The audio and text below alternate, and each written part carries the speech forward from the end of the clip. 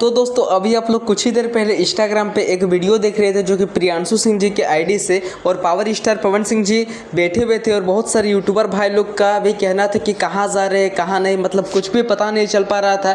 तो दोस्तों आज मैं आप सभी को बता दूं कि पावर स्टार पवन सिंह जी जो कि जमशेदपुर से डायरेक्ट लखनऊ आए हैं प्रियांशु सिंह जी के स्टूडियो पर, और फिर से एक बार एक मतलब हिट सॉन्ग लाने वाले हैं, जो कि अभी आप लोग लाइव प्रूफ देख सकते हैं कि प्रियांशु सिंह जी के इंस्टाग्राम आईडी की ओर से एक फ़ोटो शेयर किया गया और इसमें लाइव आप लोग देख सकते हैं कि लिखा हुआ है जो कि टाइटल पे, आज अपने स्टूडियो में कुछ नए लोकगीत की तैयारी करते हुए पावर स्टार एवं पूरी टीम। जी हाँ दोस्तों, अभी आप लोग बिल्कुल सही सुने और सही देखे होंगे, जो कि मतलब ये लगन के लिए बहुत सारा स्पेशल लगन सॉन्ग तैयार हो रहा है। और मुझे लग रहा है कि दोस्तों ये लगन में 100% 110% पावर स्टार पवन सिंह जी धमाका करने वाले हैं।